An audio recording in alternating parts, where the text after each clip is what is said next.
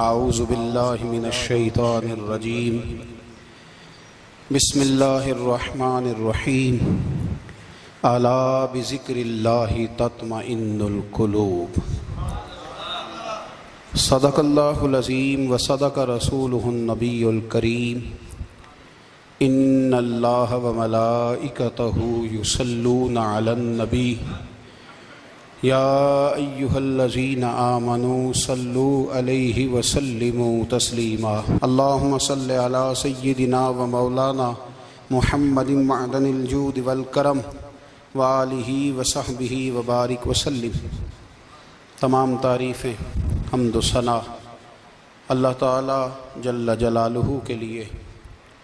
زاں بعد درود و سلام نبی اکرم نور مجسم شفیع معظم احمد مجتبی جناب حضرت محمد مصطفیٰ صلی اللہ تعالی علیہ وسلم کی ذات والا صفات کے لیے حمد و صلات کے بعد قرآن مجید نے ارشاد فرمایا الا بذکر اللہ تطمئن القلوب، فرمایا خبردار ہو جاؤ اللہ کے ذکر میں ہی دلوں کا اطمینان ہے، اللہ کے ذکر میں دلوں کا چین ہے۔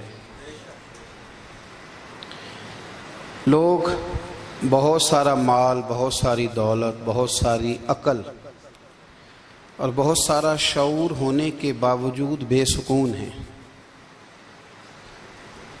جس چیز نے زمانے کو تکلیف میں مبتلا کر دیا ہے اور جو چیز ڈھونڈنے سے نہیں ملتی وہ اطمینان ہے، وہ قرار ہے۔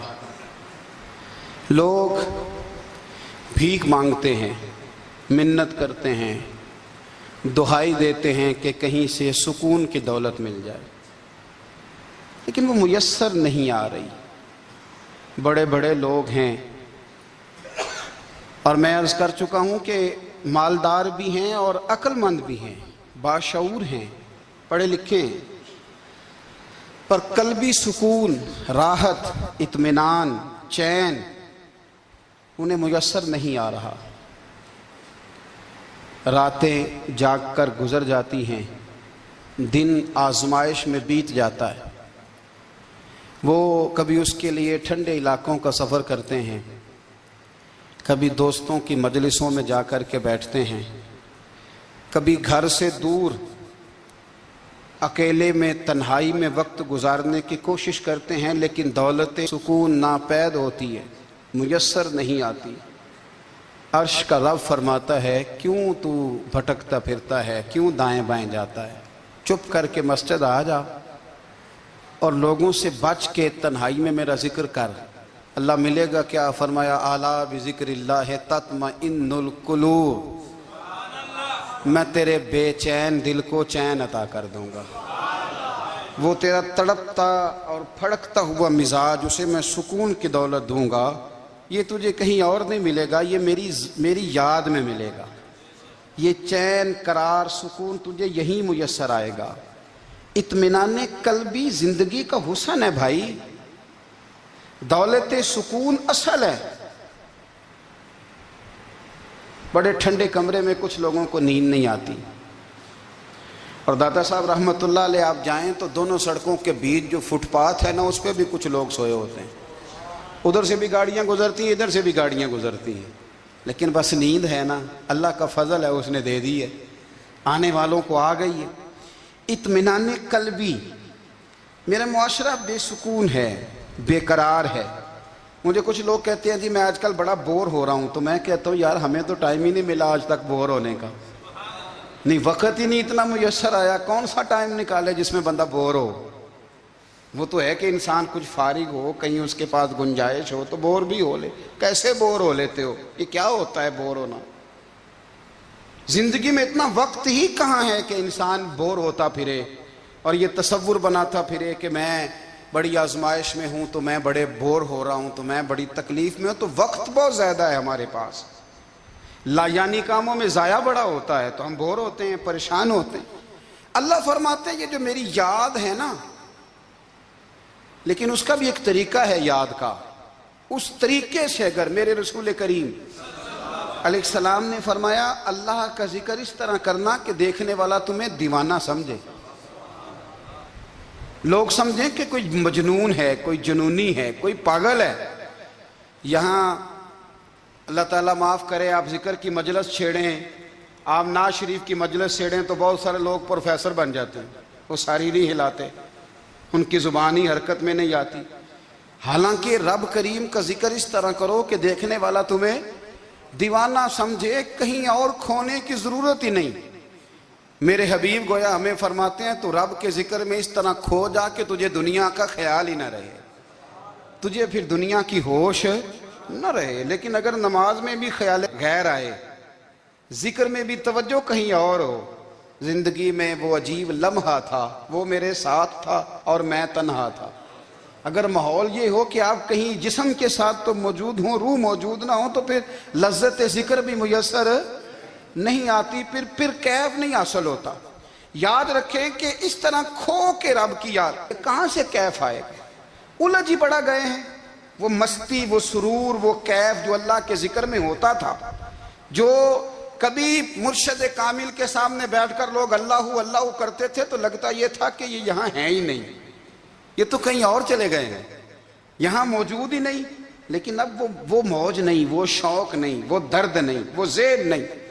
اقبال تڑپ کے کہا کرتے تھے، خیرت کی گتھیاں سلجھا چکا ہوں، یا رب مجھے صاحب جنوں کر دے، اللہ مہربانی فرما، وہ کیفیت دے، وہ سرور دے۔ زندگی میں اگر اطمینان چاہتے ہو تو کبھی کبھی سب کچھ بھول کے نا تو مست ہو جایا کرو رب کی یاد میں۔ کبھی کبھی چھوڑ دیں دنیا، چھوڑیں یار موبائل، کسی وقت کریں اس کو بند، چھوڑیں اس بات کا خیال کہ فلانے نے سلوٹ کیا ہے کہ نہیں کی، چھوڑیں۔ حضرت باجزید بستامی رحمت اللہ تعالیٰ علیہ فرماتے ہیں میں نے اعتکاف کبھی اپنی مسجد میں نہیں کیا، اس لیے کہ سارے ہی ہاتھ چومنے والے، سارے ہی پیار کرنے والے۔ فرماتے میں جب اعتکاف کرتا تھا تو میں بستام سے دور نکل جاتا تھا جہاں کوئی مجھے جاننے والا نہ ہو۔ اٹھ بلیا چلو تھے وسیے جتھے وس دے نہیں سارے ینے، نہ کوئی ساڈی ذات پچھانے تے نہ کوئی سانو مننے، چل ادھر چلیں۔ اٹھ بلیا چلو تھے وسیے جتھے وس دے نہیں سارے ہی انے، نہ کوئی ساڈی ذات پچھانے تے نہ کوئی سانو۔ اتنا شوق ہے سلوٹ کرانے کا، اتنا شوق ہے تعارف کرانے کا، اتنا شوق ہے اپنا بتانے کا، تو یہ چیز غلبہ کر جاتی ہے، پھر نام رہ جاتا ہے، روح نہیں رہتی، پھر وجود رہ جاتا ہے، پھر باطن کی کیفیت نہیں رہتی۔ خدا را اپنے آپ کو بے چین نہ کرو، بے قرار نہ کرو، بے سکون نہ کرو، رب کی یاد میں آ جاؤ، درود و سلام میں آ جاؤ، نعت کے حسن میں آؤ، تلاوت کی دنیا میں آؤ، سجدوں کے نور میں آؤ۔ آؤ کبھی کھول کے دل مسجد کی صفائیاں کریں، آؤ نہ کبھی کوئی بوڑھا، دادی، نانی، دادا، ان کے پاس بیٹھ کے پیر دبا کے اللہ کو راضی کریں۔ یہ کیف والی جگہ ہیں، یہ سرور والی جگہ۔ اتنی بے چین ہماری زندگی ہے، بے قرار ہے، تڑپتے ہوئے لوگ، لڑتے ہوئے لوگ، ایسے لگتا ہے ابھی ایک دوسرے کا گریبان تھام لیں گے، بے قرار، بے چین۔ کسی کو انتظار کا کہا جانا کہ 10-20 منٹ کسی کا انتظار کرو، تو بعض لوگ مجھے ایسے لگتا ہے جیسے ان کا کلیجہ پھٹ جائے گا، ڈاکٹر کے انتظار میں بیٹھے ہیں تو بڑے پریشان ہیں۔ کسی کو ملنے گئے ہیں کو آدھا گھنٹہ بیٹھنا پڑ گیا تو بڑی دقت میں ہیں۔ اپنے آپ کو سکون دیں۔ آپ یقین کریں بڑا مزہ آتا ہے، کبھی کسی کا انتظار کرنا پڑے تو 2-4 تسبیح درود شریف پڑھی جاتی ہے، یعنی ذوق بن جاتا ہے کہ چلو اللہ نے موقع دیا ہے، کوئی سرکار کو یاد کر لیں، تنہائی مل گئی۔ ہمارا مزاج جس سختی کا شکار ہے، وہ سختی آہستہ آہستہ ہمیں زیادہ آزمائش میں ڈال گئی۔ تو میرے بھائی زندگی میں اطمینان حسن ہے، اور وہ سب سے زیادہ اللہ کی یاد میں ملتا ہے، وہ سب سے زیادہ رب کریم کے ذکر میں۔ سب سے زیادہ جو چاہتا ہے نا دل ٹھنڈا رہے، زبان میٹھی رہے، وہ مدینے والے محبوب پہ درود و سلام پڑھا کرے، وہ حضور پہ درود و سلام پڑھا کرے، زبان میٹھی رہے گی۔ میرا ذاتی تجربہ ہے کہ جو آدمی اپنے اخلاق سنوارنا چاہے وہ حضور پہ درود شریف پڑھے، جو اپنے اخلاق سنوارنا چاہے، طبیعت کو ٹھنڈا رکھنا چاہے، وہ درود شریف پڑھے، اس کا دل سکون میں آئے گا۔ کچھ کام اور ہیں زندگی میں اطمینان کے لیے، ان کا ہونا بھی بڑا ضروری ہے۔ سب سے پہلے اگر آپ چاہتے ہیں نا زندگی میں سکون ہو تو حقیقتوں کا سامنا کرنا سیکھیں، آپ جو ہیں وہ رہنا سیکھیں، جو آپ نہیں ہیں وہ بننے کی کوشش نہ کریں۔ حقیقت کا سامنا کرو گے تو زندگی اطمینان میں آ جائے گی۔ ہم نے نا بہانے بنا لیے ہیں، ہیلے بنا لیے، جھوٹ کے سہارے اپنے آپ کو اونچا کر لیا۔ ایک آدمی سے کہا جاتا ہے تو رشوت نہ لے، تو کہتا ہے میں غریبوں سے نہیں لیتا۔ تو میرا سوال یہ ہے کہ امیروں کا حساب لینے کی اللہ نے تیری ڈیوٹی لگائی ہے، تیرے ذمہ لگایا ہے کہ تو امیروں کا حساب کر، تمہیں کیا ضرورت پڑی ہے؟ ہم نا بہانہ کرتے ہیں، رشوت لینے والے کا الگ بہانہ ہے اور سفارش والے کا الگ بہانہ ہے۔ حقیقت کا سامنا کریں، حقیقت کا۔ جو میرے ذمہ داریاں ہیں وہ میں نے پوری کرنی، جو آپ کی ذمہ داریاں ہیں وہ آپ جان نہ چھڑائیں، حقیقت پسند بنیں۔ میرے رسول کریم، پھر پڑھیے درود شریف صلی اللہ تعالی علیہ وسلم۔ حضور صلی اللہ علیہ وسلم نے فرمایا کہ میری بیٹی سیدہ فاطمہ الزہرا رضی اللہ تعالی عنہا صرف جنتی نہیں، جنتی عورتوں کی سردار ہے۔ لیکن حضور نے یہ بھی فرمایا کہ فاطمہ یہ خیال رکھنا اگر اللہ نے حساب پوچھا تو حساب تم نے خود دینا ہے۔ نہیں، حقیقت کی طرف توجہ کرائی حضور نے، وہ صرف جنتی نہیں، جنتی عورتوں کی سردار ہیں، پر حقیقت کی جانب توجہ۔ میں حقیقت یہ ہے کہ اگر مالک نے حساب پوچھا تو اس کی تیاری بھی کرنی ہے۔ دیکھیں نا، ہمیں کچھ یقین نہیں، اللہ معاف کرے کہ ہمارا حساب کیسا ہوگا، لیکن کتنے آزاد ہیں۔ یعنی بڑی دلیری سے بندے کہتے ہیں فجر نہیں پڑھتا جی، 3 پڑھتا ہوں جی، شاہ رہ جاتی ہے جی، کپڑے صاف، بڑی دلیری سے۔ اور سیدہ فاطمہ الزہرا نے ساری رات مصلی باندھ رکھا ہے، حالانکہ انہیں یقین تھا کہ رب مجھے بغیر حساب کتاب جنت دے گا۔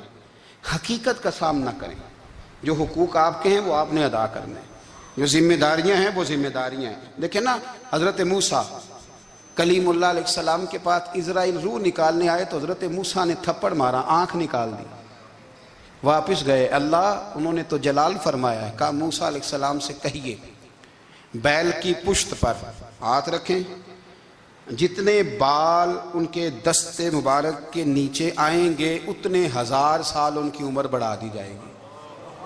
یعنی میرے کان میں کوئی بتا دے کہ جناب 60 سال بڑھ گئی، یا آپ کے کان میں کوئی کہہ دے تو خوشی ہوتی ہے کہ نہیں؟ لیکن یہ حقیقت پسندی نہیں، اس لیے کہ 60 بھی گزر جائیں گے، 70 بھی، یہ حقیقت نہیں۔ حضرت موسیٰ کلیم، چلے میں مثال دیتا ہوں، سمجھ لے 10 بال، حالانکہ بہت زیادہ آتے ہوں گے، 10 بال اگر حضرت موسیٰ کے ہاتھ کے نیچے آئے تو 10,000 سال تو عمر بڑھ گئی نا۔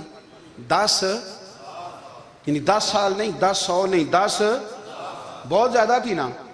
تو حضرت موسیٰ کلیم اللہ علیہ السلام سے آ کے عرض کیا گیا، حضور بیل کی پشت پر ہاتھ رکھیں، جتنے آپ کے ہاتھ کے نیچے بال آئیں گے اتنے 1000 سال عمر بڑھ جائے گی۔ تو حضرت موسیٰ نے حقیقت پسندی والی بات کی، فرمایا پھر کیا ہوگا؟ 10,000 سال کے بعد پھر کیا ہوگا؟ کہا حضور جانا تو پھر بھی ہے، فرمایا پھر ابھی چلتے ہیں۔ اگر جانا ہے نا، جانا ہے تو پھر، اگر جانا ہے تو پھر ابھی۔ اور سجنوں، اگر نماز پڑھنی ہے تو ابھی کیوں نہیں؟ اگر داڑھی رکھنی ہے تو پھر رمضان کا انتظار کیوں کریں، ابھی کیوں نہیں؟ اگر سچ بولنا ہے تو پھر، اگر رزق حلال کھانا ہے تو پھر انتظار کاہے کا؟ حقیقت ہوتی ہے، بہانہ ہوتا ہے، حقیقت چھپ نہیں سکتی بناوٹ کے اصولوں سے، کیونکہ خوشبو آ نہیں سکتی کبھی کاغذ کے پھولوں سے۔ یہ بات یاد رکھیں، اگر جانا ہے تو حضرت کلیم فرمانے لگے پھر 10,000 سال کے بعد بھی جانا ہے تو آج بھی۔ ہمیں بے قراری زندگی میں اس لیے کہ ہم حقیقت پسند نہیں، ہم بہانوں میں، ہم ہواؤں میں جیتے ہیں، ہواؤں میں، خیالات میں زندگی گزارتے ہیں۔ بڑا ٹائم پڑا ہے، مثلاً کتنا میرے رسول کریم صلی اللہ تعالیٰ علیہ وآلہ وسلم نے ایک دن صحابہ سے فرمایا تمہیں حیا نہیں آتی؟ حضور کیا ہوا؟ فرمایا وہ والے مکان بناتے ہو جن میں تم رہ نہیں سکتے، وہ والا مال جمع کرتے ہو جو کھا نہیں سکتے، حیا نہیں آتی؟ عرض کی حضور حکم کریں تو محبوب فرمانے لگے جوتے کا ایک تسمہ بند کرتا ہوں تو سوچتا ہوں دوسرا بند کرنے سے پہلے موت آ جائے گی، ایک سانس اندر جاتی ہے تو دوسرا آنے سے پہلے میں یاد کرتا ہوں کہ مجھے دنیا سے جانا ہے۔ تمہیں حیا نہیں آتی؟ وہ مکان بناتے ہو جن میں رہ ہی نہیں سکتے، وہ مال جمع کرتے ہو جو کھا۔ حقیقت پسند نہیں بھائی ہم۔ بہت سارے لوگ ہیں بڑی باتیں سناتے ہیں، بڑی میں کہتا ہوں اصل میں نا زیادہ باتیں سنا کے نا بیچارہ اپنے آپ کو مطمئن کرنا چاہتا ہے، اصل بات یہ ہے کہ اندر سے نا ہلا ہوا ہے، کچھ بھی نہیں، بڑا زیادہ ہنستا ہے اور مجھے لگتا ہے کہ کوئی گہرا زخم چھپا رہا ہے۔ اس لیے ملمہ سازی، حقیقت پسند بنو، حقیقت پسند۔ یاد رکھنا، من ترک صلاۃ متعمدا فقد کفر، میرے رسول نے حقیقت بیان کی، فرمایا جس نے ایک نماز بھی جان بوجھ کے چھوڑی اس نے رب کے رب ہونے کا انکار کیا، اس نے کفران نعمت کیا۔ یہ حقیقت ہے، کوئی کلیریفیکیشن نہیں، کوئی وضاحت نہیں۔ جو نماز نہیں پڑھتا، جھوٹ بولتا ہے، غلط بیانی کرتا ہے، جو شخص رزق حرام کما کے کہتا ہے کہ اس کے بغیر گزارا نہیں چلتا، وہ جھوٹ بولتا ہے۔ اس لیے کہ رب فرماتا ہے جب تجھے پیدا کیا ہے تو تیرا رزق میرے ذمہ ہے۔ اللہ فرماتا ہے کہ لا یکلف اللہ نفسا الا وسعہا، میں کسی پر وہ بوجھ نہیں ڈالتا جو اٹھا نہ سکے۔ نماز فرض کیا، اس کا مطلب ہے ہم پڑھنے کے قابل ہیں، اس نے ہمارے ذمہ داریاں لگائی ہیں، تو مطلب یہ ہے کہ ہم ذمہ داریاں ادا کرنے کے قابل ہیں، ورنہ وہ کہتا ہے میں وہ بوجھ ڈالتا ہی نہیں جو تجھ سے اٹھایا نہ جائے۔ اگر چاہتے ہو کہ زندگی میں اطمینان ملے تو خدا را حقیقت پسندوں والی زندگی گزارو۔ یہ فضاؤں میں زندہ رہنا، ہواؤں میں، اللہ بڑا معاف کرنے والا ہے، اللہ بڑا کریم ہے، معاف کر دے گا، تو بھئی یہ بات صحابہ کو بھی پتا تھی، یہ اہل بیت کو بھی خبر تھی، تو وہ تو ایک ایک بات کا لحاظ کرتے تھے۔ یہ غوث اعظم کو بھی پتا تھی، یہ ان کے والد کو بھی پتا تھی، جنہوں نے کسی کا ایک سیب کھا لیا تھا تو 12 سال اس کے گھر میں نوکری کرتے رہے، انہیں نہیں پتا تھا اللہ بڑا کریم ہے، معاف کر دے گا، ایک سیب ہی ہے نا۔ تو حقیقت پسندی آپ کو سکون دے گی، اور اگر آپ نے اپنے آپ کو غیر مطمئن کیا ہوا ہے، بات کچھ اور ہے، اور آپ نے اپنے آپ کو ڈال کسی اور طرف لیا ہے، تو پھر آپ کو سکون مل سکتا؟ سکون حقیقت پسندی میں، اصل میں سکون ہوتا ہے، اداکاری میں سکون نہیں ہوتا۔ تیسری بات سنیں، اگر آپ چاہتے ہیں زندگی میں مطمئن رہیں تو دنیا داروں سے امیدیں توڑ دیں، اللہ اور اس کے رسول سے امید وابستہ کریں، اولیاء اللہ سے امیدیں وابستہ کریں، صحابہ اور اہل بیت سے امیدیں، اللہ اور اللہ والوں سے امیدیں، دنیا داروں سے امیدیں۔ آپ کو پتہ ہے دنیا دار کی تباہی کب ہوتی ہے؟ جب انہیں خوش آمدی مل جاتا ہے۔ چودھری کا بیڑا اس وقت غرق ہوتا ہے جب اسے چودھری کہنے والے زیادہ ہو جاتے ہیں۔ سیٹھ صاحب اور نواب صاحب بیچارے تباہ تب ہوتے ہیں بھولے پن میں، جب ان کے دائیں بائیں ریلا ہوتا ہے سیٹھ صاحب کہنے کا، لوگ انہیں کھانا چاہتے ہیں، پیار ان کا نہیں ہوتا، ان کی جیب کا ہوتا ہے،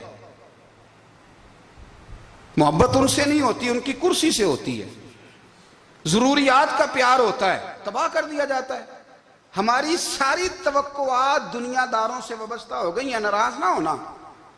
پیروں نے، مولویوں نے، درویشوں نے، انہوں نے بھی سیٹھ رکھے ہوئے جلسوں کی صدارت کرانے کے لیے، یعنی مذہبی جلسہ ہے، اس میں بہت زبردست پڑھے لکھے صاحب تقوی عالم کا خطاب ہے، اور کی صدارت وہ بندہ کر رہا ہے جس نے عشاء کی نماز بھی نہیں پڑھی، وہ بندہ صدارت کر رہا ہے۔ کیوں؟ اس لیے کہ اس نے لاکھ روپیہ دیا محفل میں۔ خدا را دنیا داروں سے امیدیں چھوڑ دیں، ورنہ آپ کمزور پڑ جائیں گے، آپ کی امیدیں ٹوٹیں گی۔ کتنا کمزور ہے وہ شخص جو 2-4 ہزار کے لیے کسی بندے کی چاپلوسی کرتا ہے، اس کے پیچھے بھاگتا ہے، خوش آمدیں کرتا ہے، تھوڑے سے نوٹوں کے لیے، دکھ سکھ میں کام آئے گا اس کام کے لیے۔ میرے رسول کریم علیہ السلام نے فرمایا جس نے بندوں کو راضی کرتے کرتے رب کو ناراض کر دیا، اس کی دنیا بھی گئی اور آخرت بھی گئی، اور فرمایا جس نے بندوں کی پرواہ نہیں کی، اللہ کو راضی کیا، فرمایا اگر رب راضی ہو گیا تو لوگوں کے دلوں میں بھی محبت پیدا فرما دے گا۔ کیا ضرورت ہے خوش آمد کرنا دنیا داروں کی، سیٹوں کی، نوابوں کی، چاپلو۔ اور میں آپ کو ایک بات بتاؤں، ہوتا پتہ کیا ہے؟ یہ جو حب جا اور حب با ہوتی ہے نا، اس سے پیٹ نہیں بھرتا۔ آپ کو اگر خوش آمد کرنی ہے تو پھر آپ کو ساری زندگی کرنی ہے۔ پھر ان کو بھی پتہ ہوتا ہے کہ تعلق کس بنیاد پر ہے، اس میں کبھی بھی خلوص پیدا نہیں ہوتا۔ آپ بے چین رہتے ہیں، بے قرار رہتے ہیں، آپ کو تکلیف رہتی ہے ہمیشہ۔ کبھی بھی دنیا داروں سے امیدیں وابستہ نہ کریں۔ ایک بات سنیں بڑی شاندار، امام غزالی نے لکھی ہے۔ امام غزالی فرماتے ہیں کہ ہارون الرشید نا حج کر کے واپس آیا بغداد میں، تو کونے میں حضرت بہلول دانا بیٹھے تھے، رش بہت تھا، مجمع بڑا تھا، حضرت بہلول دنا بھی سڑک کے کنارے بیٹھے تھے تو سپاہی کہنے لگے یہاں سے اٹھ جاؤ. فرمانے لگے ہارون رشید کی زمین نہیں، زمین میرے رب کی ہے، میں کیوں اٹھوں؟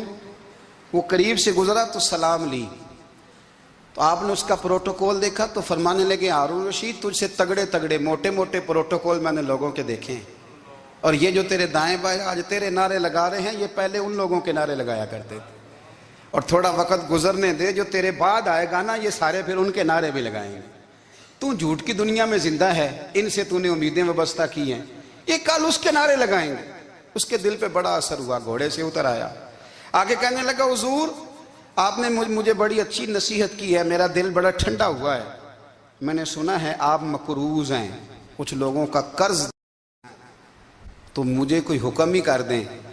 آپ ہنسنے لگے، فرمانے لگے یار تو بڑا ہی بیوقوف ہے، بڑا ہی بیوقوف ہے تو، میں تجھے نصیحت کر رہا ہوں تو مجھے الجھا رہا ہے، حضور کوئی حکم کر دیں. کیا خوبصورت انداز ہے رب کریم کے بندوں کا. حضرت بہلول دانا فرمانے لگے تیرا رب کون ہے؟ کہا اللہ. تو فرمایا میرا کون ہے؟ کہا اللہ. فرمانے لگے یہ تو نہیں نہ ہو سکتا کہ اللہ ہارون رشید کو دیتا رہے اور بہلول دانا کو بھول ہی جائے، یہ تو نہیں نہ ہو سکتا کہ ہارون رشید کو دیتا رہے اور بہلول دانا کو بھول جائے. فرمایا اس کا دل، اس کا ارادہ ہوا، ارادہ قدرت ہوا کہ بہلول مقروض رہنا چاہیے، تو اگر رب مجھے رکھنا چاہتا ہے، دکھ قبول محمد بخشا راضی رہن پیارے، اگر وہ چاہتا ہے میں مقروض رہوں تو میں بھی چاہتا ہوں کہ میں مقروض ہی رہوں. یہ تو نہیں نہ ہو سکتا کہ تجھے دے اور مجھے نہ دے. فرمایا میری تجھ سے کوئی امید نہیں، مجھے جب بھی دے گا میرا رب بھی دے گا، اور وہ دے گا تو پھر انشاءاللہ خزانے کھول کے دے گا. دنیا داروں سے امیدیں وابستہ کرنا، لوگوں کے پیچھے، یہ چھوڑ دیں. آپ بے چین رہیں گے، بے قرار رہیں گے. اللہ والوں سے ضرور امیدیں وابستہ کریں، اس لیے کہ ان کے پاس جو کچھ ہوتا ہے وہ دراصل رب کا ہی ہوتا ہے. لیکن سیٹھوں سے، نوابوں سے، سیاستدانوں سے باز آ جائیں. ہماری بڑی امیدیں وابستہ ہیں. میں اکثر کہتا ہوں جتنے پھیرے نوکری کے لیے دنیا دار کے دروازے پہ لگائے ہیں نا، اس سے کم دفعہ مسجد میں نفل پڑے ہوتے تو رب اتنی بڑی مہربانی فرما دیتا. تیسری بات یہ یاد رکھیں، اگر سکون لینا چاہتے ہیں نا، اگر سکون لینا چاہتے ہو نا تو لوگوں کو ڈسکس کرنا بند کر دو. کس کو اللہ نے کتنے پیسے دیے ہیں وہ جانے اور اللہ جانے، کس کو اللہ نے کتنی گاڑیاں دی ہیں وہ جانے، اور لوگوں کو ڈسکس کرنا.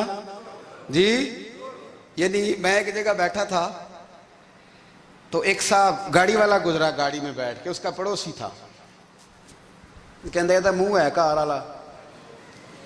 میں کہ وہ تے ہے تاں ہی بیٹھا ہے. تے ہن میں کہ سمجھانا سی نا انہوں، میں کہ توں تے میں حساب لائیے بھی ساڈے کول کوئی نہیں، وہ تے ہے. دیکھیں نا اللہ نے اسے دی ہے نا، تو اللہ نے چاہا نا وہ کار میں بیٹھے، تو اس نے پھٹے پہ بیٹھ کے یہ تبصرہ کیا کہ منہ ہے کار والا. میں کہ ابھی وہ تے ہے تاں کار ہے.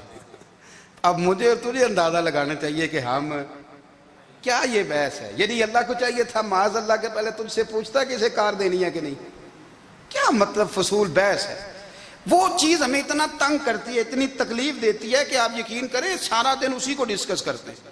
سارا دن اس کے پاس گاڑی ہے، اس کے پاس کار ہے، فلانے کا پیسہ 1 نمبر ہے، فلانے کا 2 نمبر ہے، فلانے کا 6 نمبر ہے. اصل بات کے اندر حسد ہے، اس کو نکالو. ایک بات کہنے لگا ہوں، اسے یاد رکھنا. میرے اعلیٰ حضرت رحمۃ اللہ علیہ فرمایا کرتے، حسد کرنے والا بندوں پر اعتراض نہیں کرتا، اللہ پر اعتراض کرتا. وہ کہتا ہے اللہ اسے کیوں دیا ہے، اتنا کیوں دیا ہے، معاذ اللہ وہ اللہ کی تقسیم پر اعتراض کرتا. حسد کرتے ہو بے چین رہو گے. حسد آپ کے دل کو تڑپا کے رکھ دے گا. چھوڑے، اللہ بڑا کریم ہے، جس کو جہاں چاہتا ہے وہاں بٹھا دیتا ہے. آپ قطعاً اس بحث میں نہ پڑیں کہ اللہ نے کس کو کتنا دیا ہے، کب دیا ہے، کیوں دیا ہے. وہ بڑا بے نیاز ہے. حسد آپ کو تباہ کرے گا. دنیا میں پہلا گناہ جو ہوا تھا وہ حسد تھا. ابلیس نے حضرت آدم سے حسد کیا، کہنے لگا میں بہتر ہوں، سرداری اس کو مل رہی ہے، یہ تو اللہ کو پتہ ہے نا کس کو دینی ہے. اور دنیا میں پہلا قتل حسد کی وجہ سے ہوا. حابیل قابیل کے درمیان حسد کا معاملہ تھا. خاتون کا نکاح اس سے کیوں ہو رہا ہے، مجھ سے ہونا چاہیے. حسد تباہی کرتا. آپ یقین کریں، یعنی دکاندار کے سامنے دوسری دکان پڑتی ہے اور پریشان ہو جاتا ہے. وہ کہتا ہے میرا کیا بنے گا، لا حول ولا قوت الا باللہ العلی العظیم. یعنی تیرا کا خیال ہے کہ تیرے حصے کی روٹی وہ کھا جائے گا؟ اتنا چھوٹا دل، یعنی تیرا موقف یہ ہے کہ تیرے حصے کا نصیب اس تک چلا جائے گا، یہ تیری خواہش ہے؟ ایک دوسرے کی کمزوریاں بیان کرنا، اس کا تو مال ہی ناقص ہے جی، اس کے تو پاس ہی کچھ نہیں، یہ تو کمزور لوگوں کا طریقہ ہے۔ میرے رسول کریم علیہ السلام گزر رہے تھے، پت جھڑ کا موسم تھا، خزاں کا موسم تھا، درختوں کے پتے جھڑ رہے تھے، صحابہ کو ساتھ لے کے حضور گزرے اور ایک درخت کی ٹہنی کو پکڑ کے حضور نے ہلایا۔ صحابہ فرماتے ہیں کہ چھم چھم اس کے پتے گرے، زمین پر ڈھیر لگ گیا۔ حضور نے فرمایا دیکھا تم نے کیا ہوا؟ حضور ہاں۔ فرمایا کتنی تیزی سے پتے جھڑے ہیں، صرف تنا رہ گیا ہے اور خالی ٹہنیاں رہ گئی ہیں، کوئی حسن بچا ہے؟ حضور نہیں۔ تو نبی کریم فرمانے لگے جو حسد کرتا ہے نا، اس کی نیکیاں بھی اسی طرح جھڑ جاتی ہیں، اسی طرح۔ اور ایک جگہ حضور فرمانے لگے جس طرح راکھ لکڑی کو آگ کھا جاتی ہے، جس طرح لکڑی کو آگ، جب آگ کھا جائے تو پھر لکڑی کو لکڑی نہیں کہا جاتا، راکھ کہا جاتا ہے، کوئلہ کہا جاتا ہے، اس کی اصل باقی یعنی اسے کھائی جاتی ہے۔ تو حضور علیہ السلام فرمانے لگے جس طرح آگ لکڑی کو کھا جاتی ہے، فرمایا اسی طرح حسد نیکیوں کو کھا جاتا ہے، نیکیاں رہتی نہیں۔ حسد کرنے والے کے پاس نیکیاں یعنی ان کی اصل شکل موجود، کبھی بھی حسد نہیں کریں۔ اللہ کی تقسیم ہے، جس کو چاہے جب چاہے جتنا چاہے عطا کرے۔ اور چوتھی بات میرے بھائی، کبھی بھی بغض نہ پیدا کریں، بغض والے لوگ بے سکون رہتے ہیں۔ بہت ساری کمزوریاں ہمارے اندر ہوتی ہیں نا، پھر اللہ ہماری روزی تو نہیں نہ بند فرماتا، یہ تو نہیں کہتا کہ زمین سے نکل جاؤ۔ اگر یہی والا معاملہ ہو جو ہمارا ہے کہ شادی پہ اس نے میرے ساتھ برا سلوک کیا تھا، اب ساری زندگی بغض رکھنا ہے، اگر یہی معاملہ فرشتے اللہ کی بارگاہ میں کہیں کہ یا اللہ اس نے فلانے دن شراب پی تھی، اب اس کو زمین میں نہیں رہنے دینا، نظام زندگی چلے گا؟ تو اگر اللہ ہمیں معاف کرتا ہے تو ہم بندوں کو معاف کیوں نہیں کرتے؟ آپ یقین کریں اتنی لمبی عداوتیں، اتنا لمبا حسد، اتنا لمبا بغض، اتنا لمبا۔ حدیث میں نے پڑھی، میں حیران رہ گیا۔ میرے نبی کریم علیہ السلام نے فرمایا اپنی بیوی سے کبھی بغض نہ رکھنا، اگر اس کی ایک بات ناپسند ہو تو اسے چھوڑ کے وہ بات دیکھو جو تمہیں پسند ہے۔ میں اس حدیث کو پڑھ کے سوچنے لگا کہ کیا بیوی کا بھی بغض رکھتے ہیں لوگ؟ اب حضور نے کہا ہے تو اس کا مطلب ہے لوگ بیوی کا بغض بھی رکھتے ہیں۔ اب اس پر استدلال کر کے مجھے کہنا پڑے گا کہ سسرال والوں کا بغض بھی رکھتے ہیں، کہنا پڑے گا کہ بھائی کے سسرال والوں سے بھی بغض رکھتے۔ اس حدیث کی روشنی میں سمجھا کہ لوگ بھابھی کا بغض بھی بغض رکھتے ہیں، بغض، ورنہ عادتیں تو ہماری بھی کئی بری ہوتی ہیں۔ اگر عادات ایک وجہ بنے اختلاف کی تو عادتیں تو ہماری بھی کئی بری ہیں، لیکن ہم اپنی بری عادتوں سمیت اپنے آپ سے پیار کرتے ہیں، اور سامنے والے کی ایک بھی عادت بری ہو تو اس سے بغض رکھتے ہیں۔ بغض نہ پیدا کریں۔ میرے نبی پاک علیہ السلام نے فرمایا کچھ چیزیں تمہارے دین کو مونڈ ڈالیں گی، تباہ کر دیں گی، کاٹ دیں گی۔ حضور کون سی؟ فرمایا حسد، تکبر اور بغض، یہ تمہارے دین کو تباہ کر دیں۔ ہم بے چین اس لیے ہیں کہ ہم نے بہت سارے لوگوں کا بغض پالا ہوا ہے، اور ہر فیلڈ میں سیاستدان نے سیاستدان کا، ذاتیات پر اتر کے بات کرتے ہیں، معزز ترین لوگ، تاجر نے تاجر کا، اللہ ماشاءاللہ بعض جگہ پہ اہل علم بھی ایک دوسرے سے عداوت رکھتے ہیں۔ خدا را دل رب کریم کے آنے کا ٹھکانہ ہے، یہ صاف ہوگا تو اس میں رب رسول کے جلوے ہوں گے، اگر اس میں عداوت ہو، اس میں بغض ہو، اس میں کینہ ہو، نفاق ہو۔ سنیں میرے رسول کریم حضرت ابو بکر صدیق رضی اللہ تعالیٰ عنہ کہتے ہیں میں رو ہی پڑا۔ مکہ فتح ہوا نا تو اکرمہ بن ابو جہل نے پیغام بھیجا کہ میں نا کلمہ پڑھنے کے لیے آ رہا ہوں۔ بات لمبی ہے، میں موضوع پہ رہنا چاہتا ہوں۔ کہتے ہیں جب وہ آنے لگا نا تو نبی پاک نے ہم سب کو بلایا، ہم حاضر خدمت ہوئے تو حضور فرمانے لگے کہ اس کے باپ نے نا بڑا ظلم کیا ہے ہمارے ساتھ، ابو جہل نے بڑا ستایا ہے، بڑی تکلیف دی ہے۔ آپ مجھے بتلائیں کہ وہ ایک دفعہ کسی شادی پہ بحث ہوتی ہے بیوی کے بھائی کے ساتھ، پھر ساری زندگی اس بیچارے کو معافی وہ 10 دفعہ گھر آتا ہے معافی مانگنے پر سوال ہی نہیں پیدا ہوتا میں او ہو مجھے ہی کہہ دیا، یعنی پھر مجھے ہی کہہ دیا آپ نے اور میری شان میں بے ادبی اور پھر میں معاف کر دوں؟ توبہ توبہ توبہ، یہ کیسے ہو سکتا ہے؟ میری ناک نیچی ہو جائے گی اور آپ نے مجھے کہہ دیا، سوال ہی نہیں پیدا ہوتا۔ اور یہ رونا میں اکثر ہوتا ہوں کہ شادی والے دن داماد صاحب کا زیادہ دماغ خراب ہوتا ہے۔ جب چھوٹی سالی کی شادی ہوتی ہے نا، اس دن اس کو بخار چڑھتا ہے، کوئی اس کو کان میں کہتا ہے تیری عزت نہیں کر دے، اس دن اس کا دماغ خراب ہو جاتا ہے، بچے اٹھا کے نکل آتا ہے، وہ بیچارہ سسر منتیں کر رہا ہوتا ہے کہ تیری مہربانی آ جا، یہ عزت کرا رہا ہے۔ تو میں نے کہا احتجاج کر کے جو عزت کرائی جاتی ہے وہ عزت نہیں ہوتی۔ ہاں یہاں مانگ کے عزت لیتے ہیں لوگ، یا احتجاج کی کوئی عزت ہے؟ آپ کے اندر کمالات اتنے ہوں کہ آپ کی عزت کرنے کو دل چاہے، یعنی مزہ آئے، یعنی لطف آئے، یعنی آپ دور بیٹھے ہوں تو کسی کا دل کرے آپ کو اسٹیج پہ بلانے کے لیے۔ یہ کیا بات ہوئی کہ چھائے جانا اور بھاگ کے آگے جانا؟ ان سے نکلیں۔ اکرمہ بن ابو جہل کلمہ پڑھنے کے ارادے سے آ رہے ہیں، حضور علیہ السلام نے صحابہ کو بلایا۔ کتنی زیادہ عداوت رکھی جا سکتی تھی معاذ اللہ؟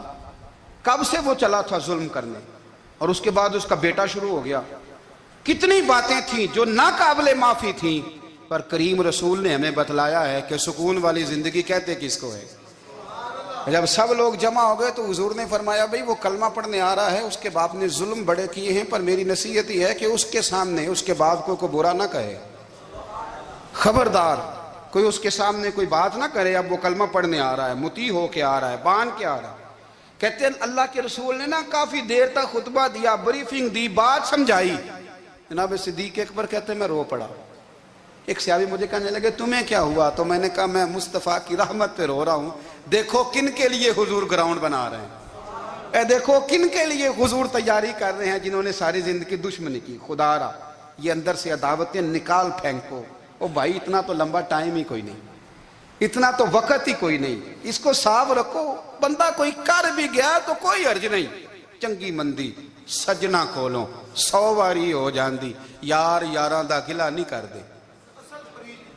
اصل پریت یار یاراں دا جڑا گلا کردا جے یار نہیں جے ہوندا۔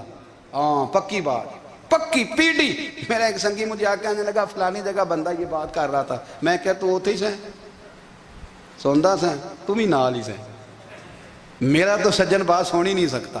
چنگی مندی سجنا کولوں 100 واری ہو جاندی، یار یاراں دا گلا نہیں کر دے، اصل پریت جنہ دی۔ ہاں جو بندے پھر ہوتے اس طرح کے ان کے لیے بھی میاں صاحب نے کہا ہے، ان کے لیے بھی میاں صاحب نے کہا ہے، ان کے لیے بھی آپ نے بات ارشاد فرمائی ہے۔ آپ نے فرمایا چنگا ہویا لڑ نیڑیوں چھٹا، کتے عمر نہیں لنگی ساری، بے قدراں دی یاری کولوں توبہ لکھ لکھ باری۔ او چنگا ہویا لڑ نیڑیوں چھٹا، کتے عمر نہیں لنگی ساری۔ جو اس طرح کا تھا نا شکوے کرنے والا، بغض رکھنے والا، فرمایا بے قدراں دی یاری کولوں توبہ، یعنی لاکھ تے لاکھ کنے ہو گئے، یعنی 2 لاکھ باری توبہ کی تھی انہوں نے، گنی نہیں جا سکتی جتنی میاں صاحب نے توبہ کر دی۔ بے قدرے دوست، بے قدراں دی یاری کولوں توبہ لکھ لکھ باری، چنگا ہویا لڑ نیڑیوں چھٹا، کتے عمر نہیں لنگی ساری۔ تو مہربانی کریں، ایک تو اگر آپ مطمئن رہنا چاہتے ہیں تو کبھی کبھی نا مست ہو کے ذکر الہی کریں۔ مست ہو، وہ والا ذکر نہیں جس میں آپ موبائل بھی دیکھ رہے ہیں اور کہانیاں بھی۔ میرے سامنے کو بندہ جمعے والے دن یا تقریر کے درمیان تسبیح لے کے بیٹھ جائے تو میں اس سے پوچھتا ہوں تو دو کام ایک ٹائم جکے پہ کرنا ہے؟ میری بھی بات سن رہے ہو، تسبیح پڑھی تو ممکن ہی نہیں۔ تسبیح تو تسبیح ہے، جب وہ ہوگی تو پھر کوئی اور کام سوال ہی نہیں پیدا ہو۔ ایک تو ذکر کریں محو ہو، دوسری بات حقیقت کا سامنا کریں۔ آپ اگر مطمئن رہنا چاہتے ہیں تو حقیقت پسند بنیں۔ تیسری بات حسد چھوڑ دیں، دوسروں کو ڈسکس کرنا چھوڑ دیں، آپ یہ دیکھیں کہ اللہ نے مجھے کیا کچھ دیا، اس پہ راضی رہیں۔ اور چوتھی بات عداوت چھوڑ دیں، سینے میں کینہ چھوڑ دیں، آپ کی زندگی مطمئن ہو جائے گی، آپ خوشحال رہیں گے۔ وہ جو آپ لفظ کہتے ہیں نا کہ میں بور ہوں، میں پریشان ہوں، اس سے آپ